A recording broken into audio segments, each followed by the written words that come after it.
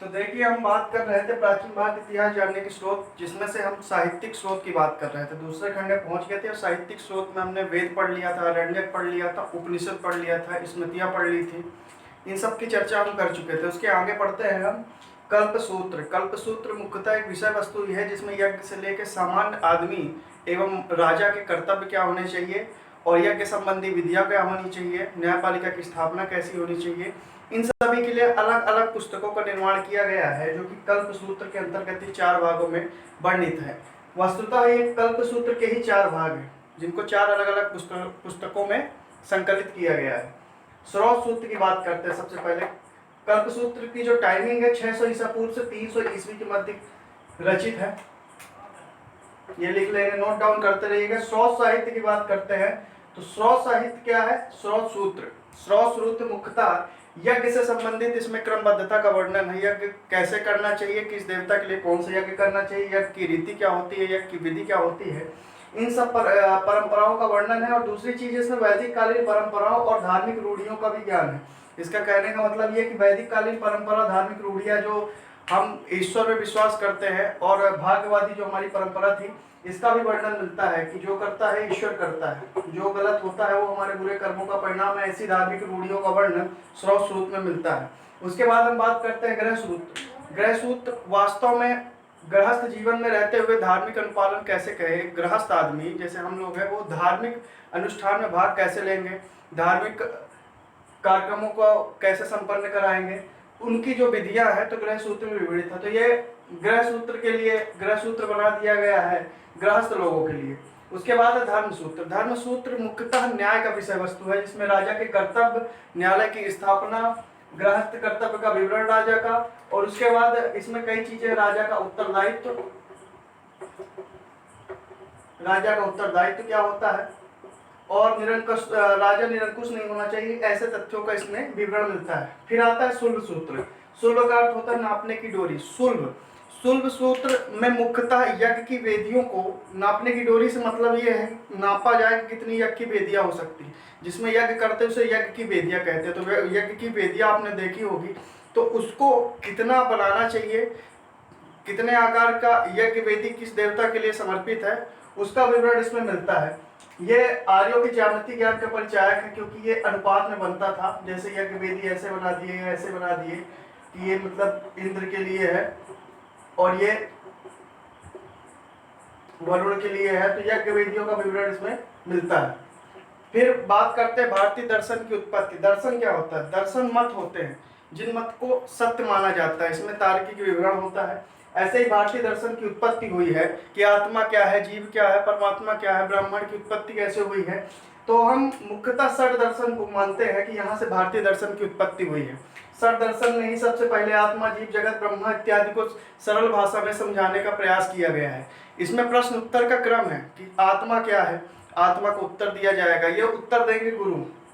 उसके बाद हम भारतीय दर्शन की बात करते हैं। तो भारतीय दर्शन में पहले हो चुका, भारतीय दर्शन मतलब भारतीय मत, जो अपने अनुसार सही मानते हैं और लोग उनका अनुसरण करते हैं। तो जैसे सांख्य दर्शन है, तो सांख्य दर्शन के जो प्रणेता है वो महर्षि कपिल है। उसके बाद ऐसे ही न्याय दर्शन है, जो न्याय में विश्वास रखते हैं, तो उनके गौतम है। योग दर्शन के पतंजलि आपने सुना होगा। और वैशेषिक दर्शन है महर्षि कणाद का। महर्षि कणाद, इन्होंने परमाणु की अवस्था बताई थी जॉन डाल्टन से पहले। ये वही महर्षि कणाद है जो कई वर्ष पूर्व बता चुके थे। पूर्व मीमांसा, मीमांसा मतलब ज्ञान आधारित सब्जेक्ट है, ये विषय है। तो पूर्व मीमांसा की रचना इन्होंने जैमिनी ने की थी और उत्तर मीमांसा की रचना बादरायण ने की थी। उसके बाद हम बौद्ध दर्शन की बात करते हैं। तो बौद्ध दर्शन में प्रमुख क्या है? तो बौद्ध दर्शन जो है, बौद्ध दर्शन की उत्पत्ति के संदर्भ में हम जब बौद्ध दर्शन पूरा पढ़ेंगे तो डिटेल से पढ़ेंगे, क्योंकि ये अभी सब्जेक्ट हमारा शुरू नहीं हुआ है। सब्जेक्ट शुरू होने के पहले हम ज़्यादा से ज़्यादा चीज़ों को कलेक्ट कर रहे हैं ताकि आपका एक ओवरव्यू बन जाए। उसके बाद हम सब्जेक्ट में पर्टिकुलरली बौद्ध धर्म लिख, तो बौद्ध धर्म से संबंधित सभी कॉन्सेप्ट और सभी तथ्य दोनों लिखवा देंगे, जिससे इसमें मेन और प्री दोनों का काम हो जाए। आगे चलते हैं, बौद्ध दर्शन की बात करते हैं। तो बौद्ध दर्शन मूलतः है क्या? मध्यस्थ मार्ग पे आधारित दर्शन है, जो ना अति भोग विलास और ना ही अति सुस्त जीवन, दोनों की ये अवहेलना करता है। बोलता है कि हमें आदमी को मध्यस्थ मार्ग में चलना चाहिए, ना अधिक कठोर तपस्या करनी चाहिए, ना ही अधिक विलास करना चाहिए। तो बौद्ध दर्शन के प्रणेता तो हम जानते हैं कौन है, बौद्ध दर्शन महात्मा बुद्ध है। महात्मा बुद्ध के बारे में हम जानते ही हैं। तो सबसे बड़ी बात है कि महात्मा बुद्ध के कुछ सिद्धांत हैं।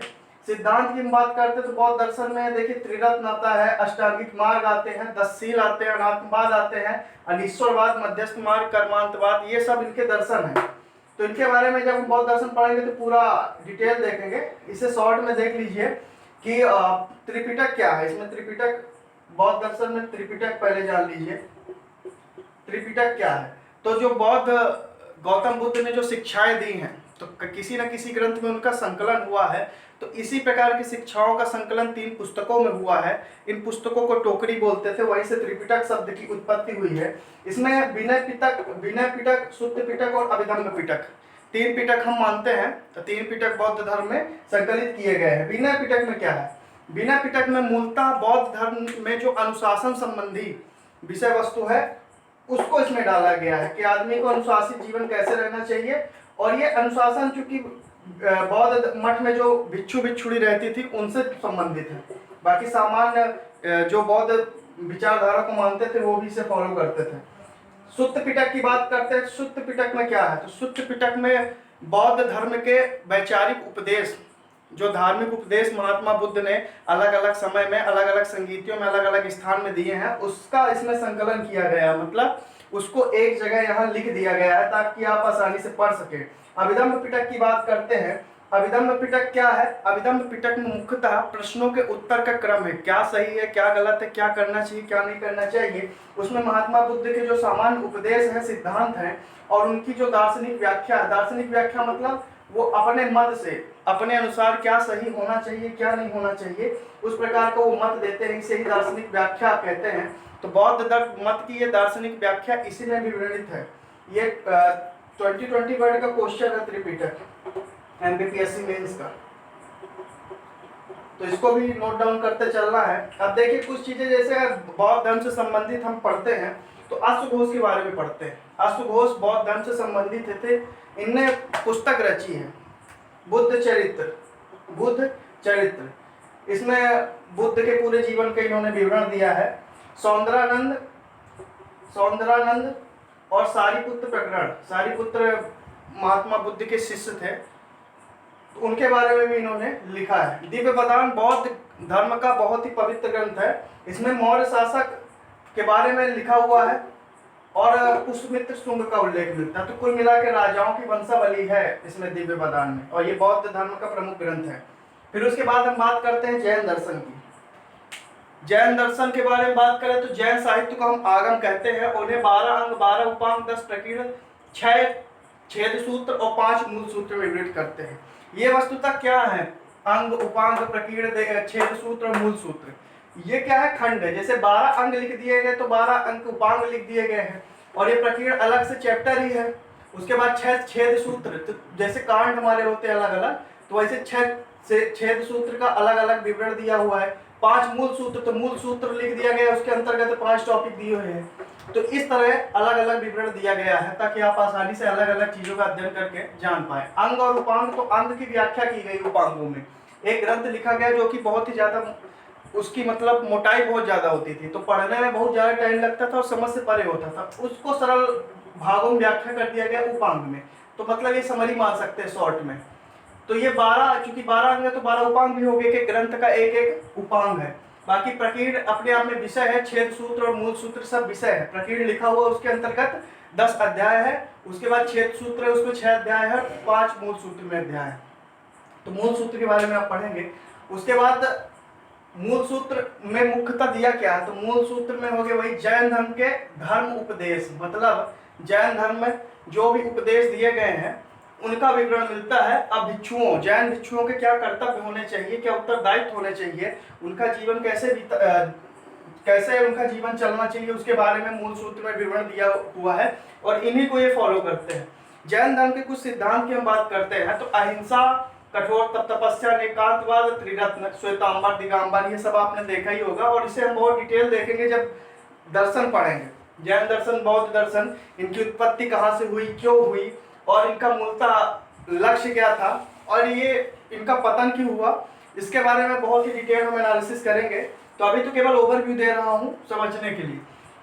तो सिद्धांत में इन्होंने अहिंसा दिया। तो अहिंसा मतलब किसी जीव को ना मारना, ये हम सामान्य बात में जानते हैं।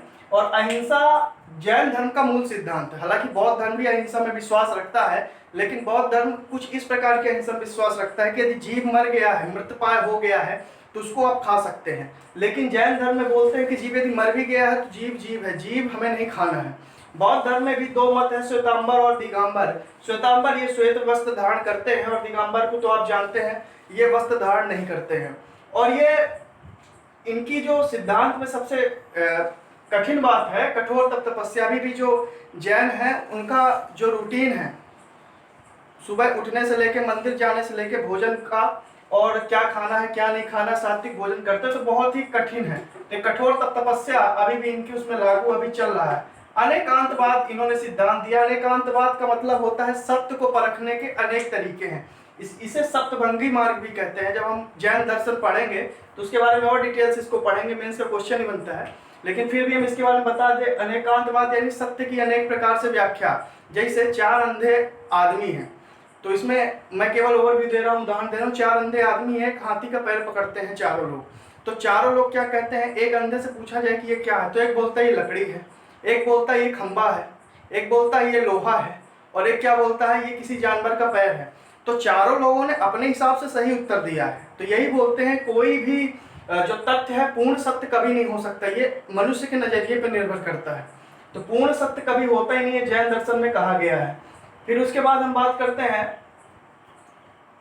इसमें त्रिरत्न है। त्रिरत्न क्या है, इन्हीं का जैन तीर्थंकरों के जो शिक्षाएं हैं त्रिरत्न में संकलित कर दी गई, जैसे उधर त्रिपिटक है।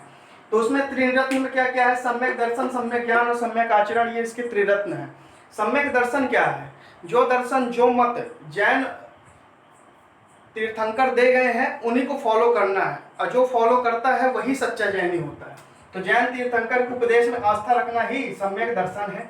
ज्ञान, तीर्थंकरों द्वारा जो आदर्श वाक्य दे दिए गए अपने जीवन में उसको ध्येय बना लेना, मतलब जो उन्होंने वाक्य दिए हैं, जो ज्ञान दिया है उसी का अनुसरण जीवन भर करना, ये सम्यक ज्ञान कहलाता है। सम्यक आचरण तो समझ ही रहे हैं, जीवन चरित्र, जीवन का चरित्र कैसा होना चाहिए, ये आचरण से ही हमारे डिसाइड होता है। तो जैन दर्शन में आचरण के संबंधित जीवन चरित्र को बताया गया है, क्योंकि जैन धर्म का जीवन चरित्र बहुत ही साफ सुथरा, दर्शन जितने भी है सबका चरित्र की जो व्याख्या साफ सुथरी। लेकिन जैन दर्शन में चूंकि इतनी कठोर तपस्या है, इस कारण से इसमें आचरण को बहुत ज़्यादा महत्व दिया गया है।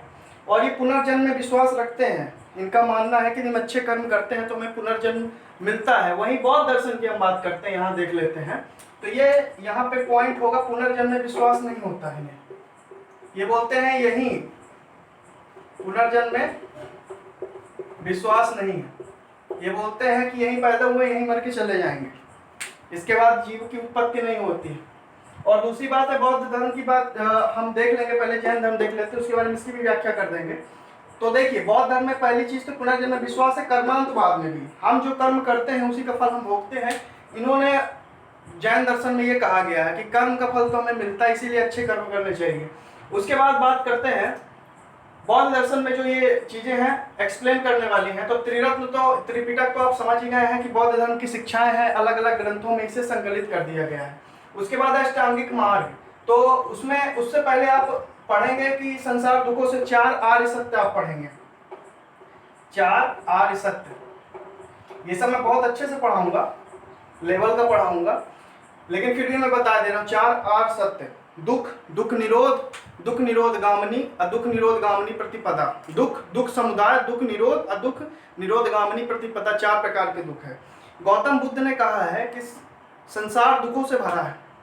दुख का कारण क्या है? दुख का कारण तृष्णा है, हमारी वासनाएं हैं, और इन्हें रोका जा सकता है। ये तीसरा मार्ग है जिसे दुख निरोध कहा जाता है। फिर प्रश्न आता है कि इसे रोका कैसे जा सकता है? तो दुख निरोध गामिनी प्रतिपदा में कहा गया है कि दुख को रोकने के लिए अष्टांगिक मार्ग को हमें फॉलो करना पड़ेगा, अष्टांगिक मार्ग को अपने अंदर समाहित करना पड़ेगा। अष्टांगिक मार्ग में सम्यक ज्ञान, सम्यक दर्शन, सम्यक चरित्र, सम्यक व्यायाम, सम्यक संकल्प, सम्यक समाधि जैसे तत्व तो आते हैं। तो उसके बारे में भी जब हम डिटेल देखेंगे तो देख लेंगे उसके बारे में। फिर है अनात्मवाद। अनात्मवाद की बात करें तो ये आत्मा के अस्तित्व में विश्वास नहीं करते। जब तक महात्मा बुद्ध की शिक्षाओं को लोग फॉलो करते थे तब तक ये आत्मा के विश्वास, ये आत्मा जैसी कोई चीज होती है विश्वास नहीं करते थे। इनका मानना था कि मनुष्य एक ही जन्म लेता है, एक ही जन्म में समाप्त होकर चला जाता है, फिर उसकी उत्पत्ति दोबारा कभी नहीं होती। लेकिन बाद में ये मत परिवर्तित हुआ, जब इसकी थोड़ी सी आधुनिक शाखाएं आई, लोगों के विचार में परिवर्तन हुआ, तब वो आत्मा के अस्तित्व को भी स्वीकारने लगे। उसके बाद अनीश्वरवाद, ये ईश्वर को तो बिल्कुल नहीं मानते, क्योंकि ये वैदिक कर्मकांड और रीति रिवाजों, जो वैदिक रीतियां थी, यज्ञ हवन की ईश्वर प्रसन्न होंगे, इस तरह के पाखंड को ये बिल्कुल नहीं मानते थे, अनीश्वरवादी थे। हालांकि वैदिक रीति का विरोध जैन धर्म ही करता था, लेकिन वो थोड़ा वो ईश्वर को मानते थे, जैन धर्म वाले ईश्वर को मानते हैं। फिर उसके बाद मध्यस्थ मार्ग, मध्यस्थ मार्ग की बात, जहां जैन धर्म एक और कठोर तप तपस्या की बात करता है, तो बुद्ध धर्म बोलते हैं इतनी कठोर तप तपस्या करने की जरूरत ही नहीं है, आपको मध्यस्थ मार्ग अपनाना चाहिए। ना तो आप कठोर तप तपस्या करो, ना ही अति भोग विलास वाले वातावरण में रहो। यदि आप सामान्य जीवन जीते हो, सादा खाना खाते हो, अपनी इच्छाएं पूरी करते हो, तो आपके जीवन में कोई बुराई नहीं है, आपको भी मोक्ष मिलेगा।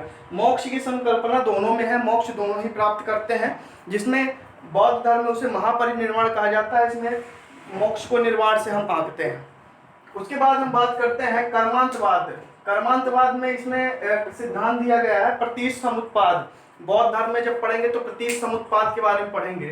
प्रतीश समुत्पाद का मतलब है कि जो हम कर्म करते हैं उन्हीं कर्मों का परिणाम हमें आगे भुगतना पड़ता है। तो यानी जो प्रत्येक परिणाम हमें मिला है, पीछे किए गए किसी न किसी कर्मों का ही परिणाम ये आगे हमें मिल रहा है। यदि हमने पीछे कर्म अच्छे किए हैं तो हमें आगे जो परिणाम मिलने वाले अच्छे मिलते हैं। जैसे हम कहते हैं कि पुनर्जन्म में कोई अच्छी बात की होगी, तब इस तरह का आज हम वातावरण में रह रहे हैं, अच्छा जीवन जी रहे हैं। तो पुनर्जन्म की संकल्पना पे हम आज के अच्छे जीवन को अपने मानते हैं कि पहले हमने बहुत अच्छा काम किया होगा। तो इस तरह की बातें बौद्ध दर्शन में जायज है, कर्मांतवाद में इसकी व्याख्या की गई है। इसे प्रतीश समुत्पाद बोलते हैं। प्रतीश समुत्पाद 100 वर्ड का मेंस का क्वेश्चन भी है। उसके बाद बात करते हैं पुनर्जन्म में विश्वास। पुनर्जन्म में विश्वास बाद में ये करने लगे, पहले तो ये पुनर्जन्म में भी विश्वास नहीं करते थे, लेकिन जल्द ही ये पुनर्जन्म में भी विश्वास करने लगे। और जैन दर्शन में तो पुनर्जन्म में विश्वास है ही। उसके बाद हम बात करते हैं, क्योंकि हम यहाँ पे अब जैन बौद्ध का ओवरव्यू हमने ले लिया है और इतना मेंस में डालने के लिए बहुत इनफ है। इसके बारे में बहुत ज़्यादा लिख सकते हैं और लिखूँ मैं, और जब बौद्ध और जैन पढ़ूंगा तो इतना डिटेल बता दूंगा, एक एक चीज़ें एक्सप्लेन कर दूंगा ताकि आपके समझ में पूरा आ जाए। और कंटेंट ये जो भी है क्वालिटी कंटेंट है, इसमें कोई कॉम्प्रोमाइज़ नहीं है। कंटेंट इसे आप नोट्स बनाइए, उसके बाद पता चलेगा आपको कि क्या कंटेंट आपने लिखा है। ठीक है, अब बात करते हैं, हम आगे चलते हैं तो लौकिक साहित्य में बात करते हैं। लौकिक साहित्य जो धार्मिक से थोड़ा परे हो और कर्म की ओर ज़्यादा ध्यान देते हैं। जैसे आपने भागवत गीता, महाभारत, रामायण, महापुराण इस तरह की चीज़ें पढ़ी होगी, तो इसमें ज़्यादा से ज़्यादा क्या है, मनुष्य को कर्मों को उपदेश दिया गया है।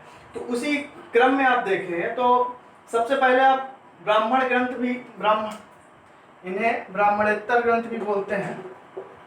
ब्राह्मणेतर ग्रंथ मतलब जो ब्राह्मण ग्रंथों के बाद लिखे गए उस तरह के ग्रंथ माने जाते हैं। तो सबसे पहले अर्थशास्त्र, तो आप जानते हैं अर्थशास्त्र बहुत ही फेवरेट क्वेश्चन, अर्थशास्त्र के बारे में 20 वर्ड का क्वेश्चन मेंस में बनता है। एमपीपीएससी मेंस का ये फेवरेट क्वेश्चन है, अदर स्टेट पीसीएस में भी अर्थशास्त्र के बारे में आता है। तो लौकिक साहित्य में देखिए सबसे पहले धर्मेतर ग्रंथ, इसमें रामायण के बारे में लिखा हुआ है। तो रामायण की भी थोड़ी सी पुरानी विचारधारा है। पहले इसमें 6000 श्लोक थे जब वाल्मीकि ने लिखा था, उसके बाद श्लोकों की संख्या बढ़ी और 12000 हुए, फिर उसके बाद आज के वर्तमान में 24000 हो गए। तो देखिए 6000 श्लोक से वाल्मीकि से फिर 12000 हुए, आज 24000 हो गए।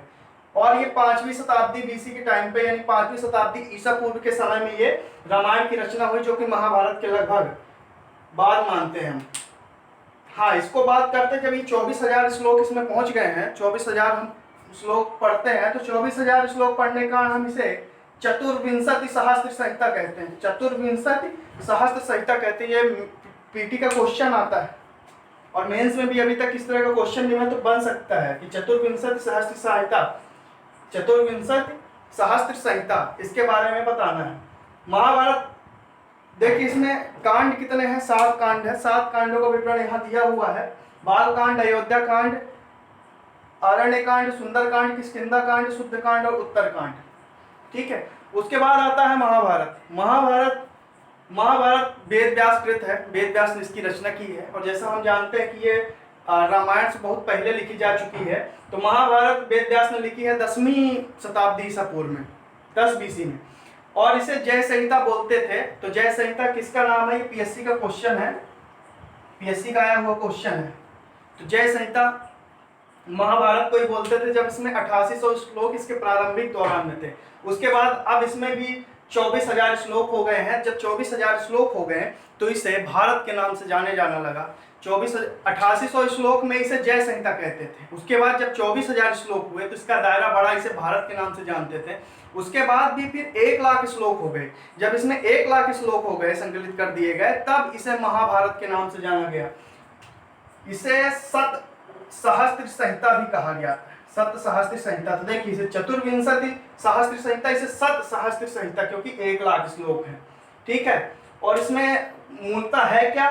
तो ये वैदिक जन जो भरत वंश थे, तो भरत वंशजों की कथा है। मुख्यतः पांडव और कौरव जो भरत वंशज थे, उनके युद्ध का विवरण है इसमें,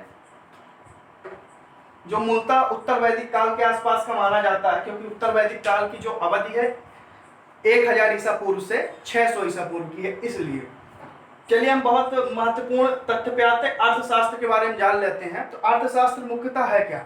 अर्थशास्त्र मौर्यकालीन प्रशासन और उसके लोक प्रशासन, राजनैतिक प्रशासन की जानकारी देता है, जो कि चंद्रगुप्त मौर्य के प्रधानमंत्री हुआ करते थे मौर्यकालीन। हमारे विष्णुगुप्त या चाणक्य बोलते हैं इन्हें। तो इनके द्वारा रचित ग्रंथ है, जिसमें राजा के कर्तव्य क्या होने चाहिए और राजा को शासन किस प्रकार चलाना चाहिए और राजा को किन पर विश्वास करना चाहिए, किन पर नहीं करना चाहिए, इससे संबंधित ग्रंथ इन्होंने दिया है, जिसे अर्थशास्त्र कहते हैं। इनका जो चाणक्य, इनका नाम चाणक्य का नाम चाणक्य इसलिए पड़ा कि इनके जो पिता थे वो चाणक्य कुल के ब्राह्मण थे, इस कारण से इन्हें चाणक्य नाम दिया गया है। पुराणों में चाणक्य के नाम को द्विसर्भज कहा गया है, द्विजर्सव कहा गया, द्विजर्सव कहा गया। द्विजर्सव का मतलब होता है जो प्रजाति श्रेष्ठ हो, यानी श्रेष्ठ ब्राह्मण का दर्जा इन्हें दिया गया है पुराणों में। तो क्वेश्चन बन सकता है कि पुराणों में द्विजर्भस किसे कहा गया है। और इनकी तुलना हम भारत के मैकियावेली से करते हैं, इन्हें हम भारत का मैकियावेली कहते हैं। ये प्रीलिम्स का मेंस मुख्य क्वेश्चन बनता है मैकियावेली से, भारत के मैकियावेली से हम चर्चा करते हैं। ठीक है, अर्थशास्त्र में विशेषता क्या है? गद्य और पद्य दोनों शैली में लिखा गया है। इसमें 15 अध्याय है, 180 प्रकरण है और 6000 श्लोक है। 15 अध्याय, 180 प्रकरण और 6000 श्लोक है, मतलब 15 यूनिट है। 15 यूनिट के अंतर्गत 180 टॉपिक है। 180 टॉपिक में कुल मिला के 6000 श्लोक है। तो ये है अपना चाणक्य का अर्थशास्त्र, जिसके बारे में आपको 20 वर्ड में आता ही आता है। तो इसके बारे में बहुत कुछ लिख सकते हैं। 20 वर्ड में क्वेश्चन लिखना है, यानी 3 पॉइंट आपको देने पड़ते हैं अर्थशास्त्र के बारे में। अर्थशास्त्र मौर्यकालीन लोक प्रशासन एवं राजनीति से संबंधित पुस्तक है। और दूसरा, इसकी रचना किसने की है? विष्णुगुप्त चाणक्य ने की है। ठीक है, और तीसरी बात क्या करनी इसमें 15 अध्याय, 180 प्रकरण और 6000 श्लोक हैं।